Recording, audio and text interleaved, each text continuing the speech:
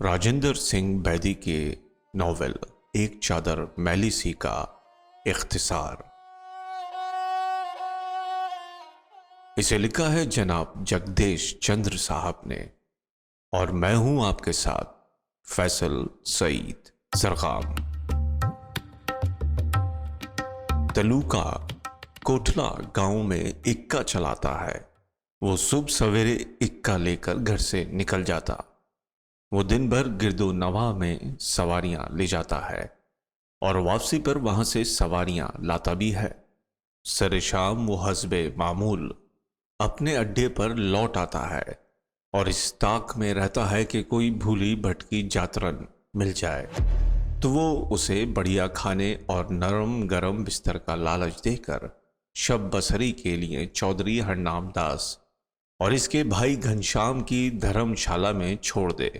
چودھری اس کے عوض اسے دوسرے تیسرے روز ایک میٹھے مالٹے کی بوتل دے دیتے، اور یوں تلوکے کو شراب کی لت لگ جاتی ہے، اور ساتھ ہی کئی اور بدعتیں بھی۔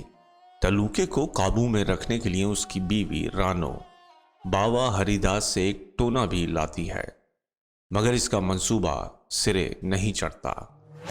تلوکا شراب پیتا تھا اور رانو کو شراب سے سخت نفرت تھی کہ اسے پی کر بدمست تلوکا رانو سے پہلو تہی کرتا، تغافل برتتا۔ پھر شراب کی بو بھی اسے سخت ناگوار گزرتی تھی۔ اس وجہ سے رانو کو چودھریوں سے خدا واسطے کا بیر تھا، اور انہوں نے تلوکے کو شراب نوشی اور دوسرے برے کاموں کے راستے پر ڈال دیا تھا۔ آج شام تلوکا جس جاترن کو چودھریوں کی دھرم شالہ میں چھوڑ آیا تھا وہ 12-13 برس کی نازک سی لڑکی تھی، اور اس میں تو اتنی سکت اور ہمت بھی نہ تھی کہ چودھریوں کے وحشی پن کی مزاحمت کر پاتی۔ آج تلوکا شراب پینے پر بضد تھا، اور رانو اس بات پر تلی بیٹھی تھی کہ وہ اسے شراب نہ پینے دے گی۔ بات بڑھتے بڑھتے گالی گلوچ اور مار پیٹ تک جا پہنچتی ہے۔ جندہ تلوکے کی ماں حسب معمول تلوکے کا ساتھ دیتی ہے۔ تلوکا بے بس رانو کو گھر سے نکل جانے کو کہتا ہے۔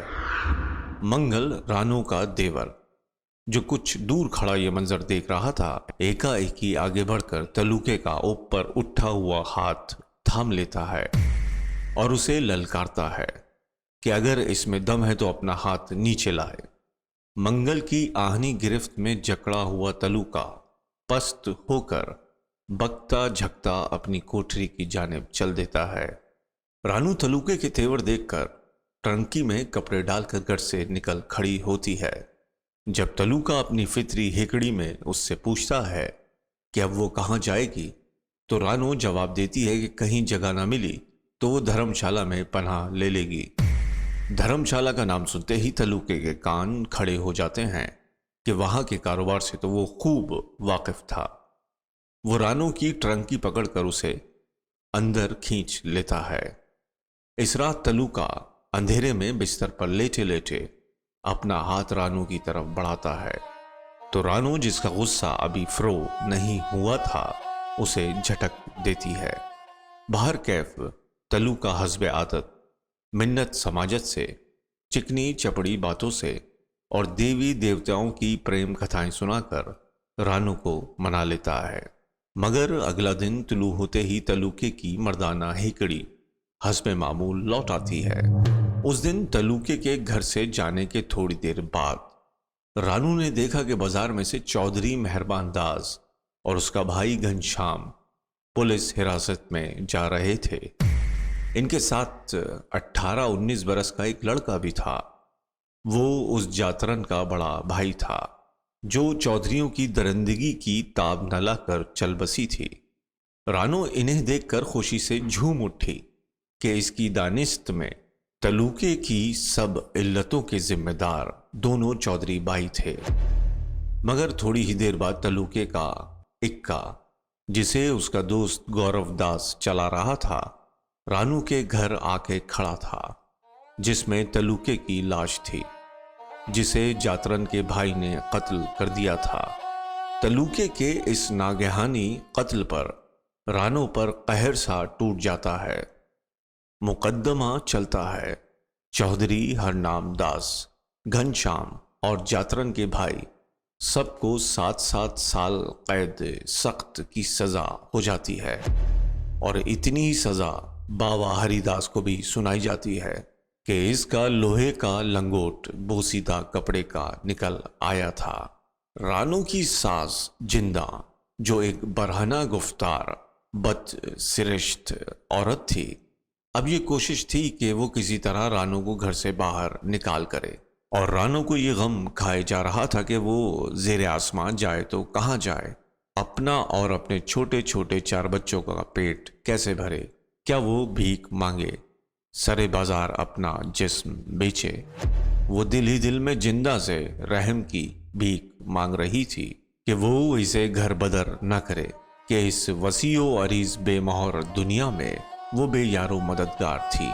इस परेशानी के आलम में रानू की जिगरी सहेली चुन्नू, जो बहुत होशियार और बातदबीर थी, उसे ढारस दिलाती है और इसे बड़े प्यार से समझाती है कि इसके मसाइब का वाहिद हल ये है कि वो मंगल के साथ शादी कर ले, ताकि इसका और इसके बच्चों का मुस्तकबिल महफूज हो जाए और इसका अदम इस्तेहकाम का एहसास भी नापैद हो जाए। मगर रानो को फौरी तौर पर ये तजवीज़ बहुत नागवार गुजरती है कि मंगल, जो इससे 10-11 साल छोटा था, तो इसने एक बेटे की तरह पाला पोसा था और इसने भी रानो को अपनी माँ ही समझा था। अब एकाएक ही माँ बेटे का मुकद्दस रिश्ता मियाँ बीवी के रिश्ते में क्यों कर बदल सकता था। मगर धुन की पक्की चुन्नू ना तो रानो के रद्द-ए-अमल से मायूस होती है और ना ही मामले को वहीं छोड़कर खामोश हो जाती है। इसे यकीन था कि वक्त पाकर रानो राह पर आ जाएगी।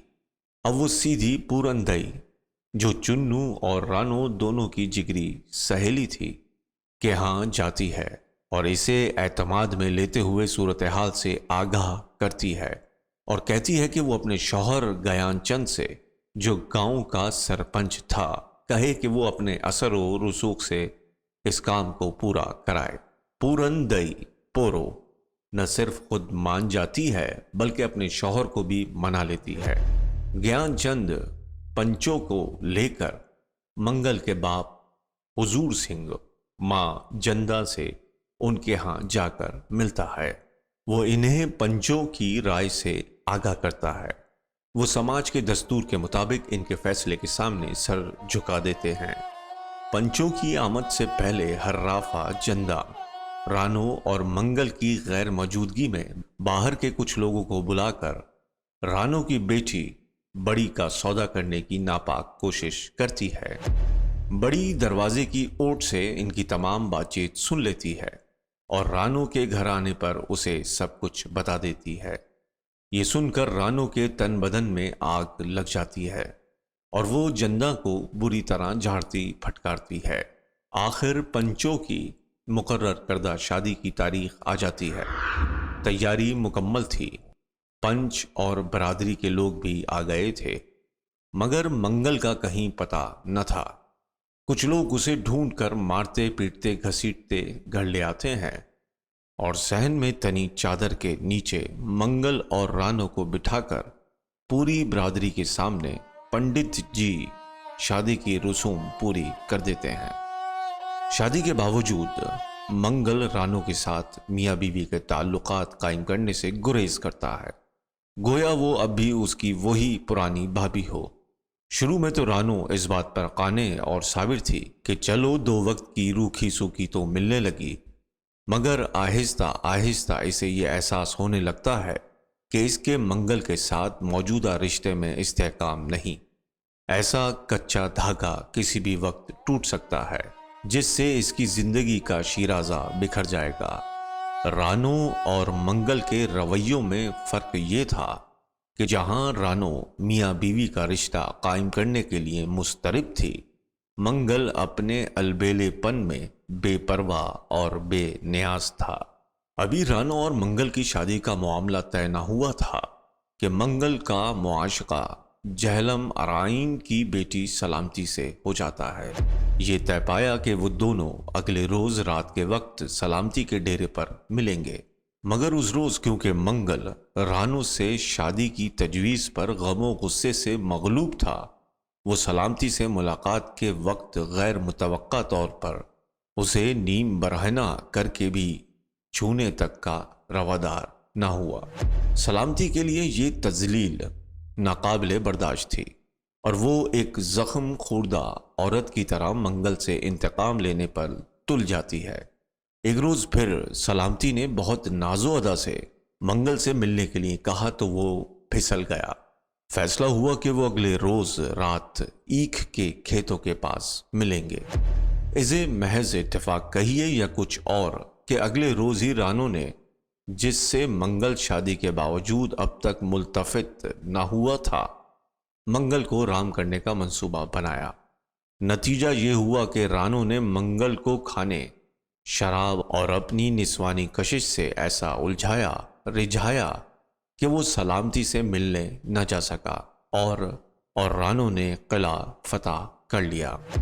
ان کے اس ملن نے رانو کی ہچکھولے کھاتی کشتی بالآخر کنارے لگا دی۔ اب وہ دونوں دیور بھابھی نہ تھے، فی الواقعہ میاں بیوی تھے۔ بڑی پر کرما کے دن جب یاتریوں کی بھیڑ بھاڑ کے ساتھ پورا کوٹلہ گھروں سے باہر نکل آیا تھا، منگل نے رانو کو بتایا کہ ایک گھبرو جوان جو ڈسکے کے متصدی کا بیٹا ہے، بڑی سے شادی کرنے پر بضد ہے، اور پنچوں نے بھی اس تجویز پر اپنی مہر ثبت کر دی ہے۔